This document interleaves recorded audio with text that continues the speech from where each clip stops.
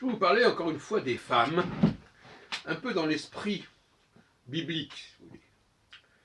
C'est-à-dire qu'effectivement, vous connaissez cette fameuse campagne balance ton porc, etc., qui est assez nauséabonde. Mais en général, je pense que la fréquentation entre les hommes et les femmes doit être ponctuelle. On voit bien qu'en dehors du cadre familial et du couple, qui sont des structures tout à fait spéciales, qui sont marquées par une forte promiscuité, au niveau de l'âge, au niveau du sexe, au niveau de la race, etc., on s'aperçoit qu'ils sont des exceptions. Effectivement, si on veut comprendre notre société uniquement à partir de la cellule familiale ou de celle du couple, on se fait une fausse idée de la société.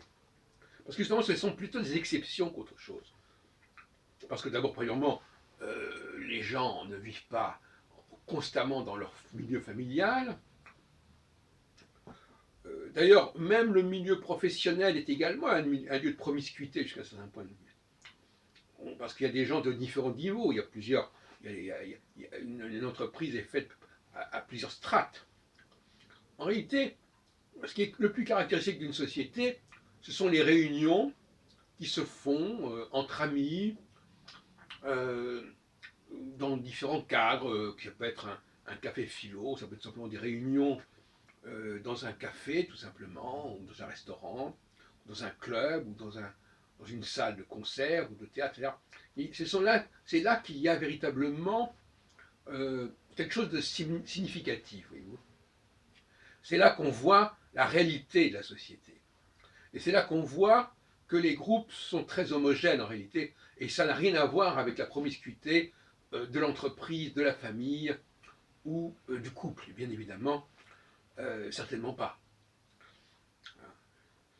Et là, au contraire, comme selon le fameux adage, qui se ressemble s'assemble, là on trouve des gens qui se ressemblent justement, physiquement déjà, qui se ressemblent souvent au niveau de l'âge, pas forcément au niveau de la race certainement, et on s'aperçoit, quand on étudie la sociologie des cafés, des restaurants, à quel point les gens se regroupent entre personnes qui se ressemblent. Déjà, souvent les femmes sont entre elles, les hommes sont entre eux, les jeunes sont entre eux, les noirs sont entre eux, les arabes sont entre eux, etc.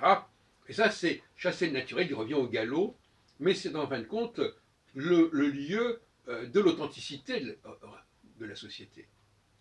C'est là que réellement les choses existent.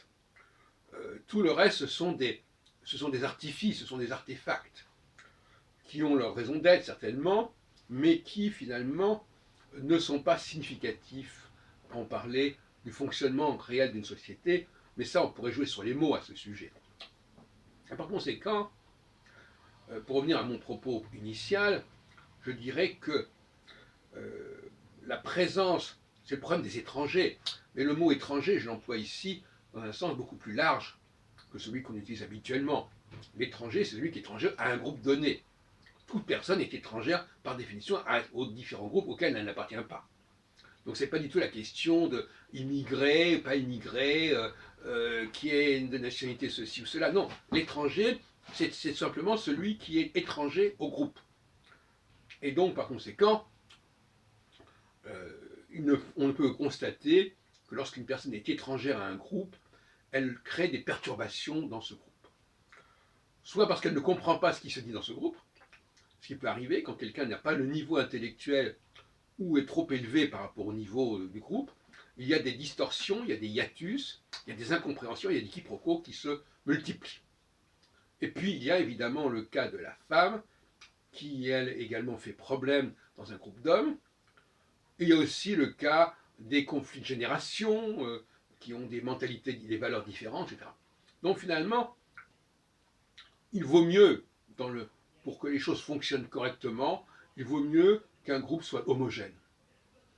Pour que le groupe arrive à avancer dans sa réflexion, avancer dans ses décisions, plus le groupe est homogène, mieux ça vaut. La mixité contribue à des décisions médiocres, à des résolutions médiocres et des compromis qui ne correspondent à rien de très significatif. Donc, évitons la promiscuité. En tout cas, ce qui est certain, instaurons des espaces de non-promiscuité.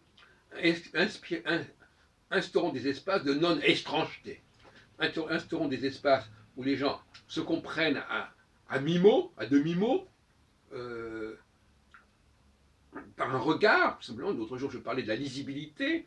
On lit, un blanc lit le visage d'un autre blanc, un noir lit le visage d'un autre blanc, d'un autre noir. Par contre, un noir ne lira pas bien le visage d'un autre blanc et inversement, etc., etc. Donc finalement, lisibilité, fluidité de la discussion qui permet d'aller le plus loin possible dans la discussion, dans le débat, ça c'est fondamental. Donc c'est des espaces fondamentaux qui doivent faire pendant, effectivement, à ces espaces de promiscuité dont j'ai parlé tout à l'heure.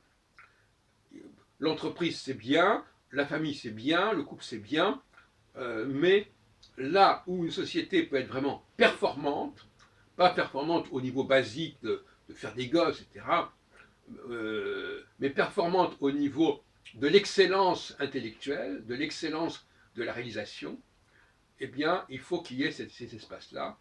C'est ce que nous faisons notamment, c'est ce qui se passe souvent dans certains types de cafés philo, quand on met la barre suffisamment haut. Mais là aussi, malheureusement, ces cafés philo ne sont pas unisexes, et on s'aperçoit que dès qu'on met des femmes dans un café philo, ça dégénère, ça va pas loin, c'est n'importe quoi.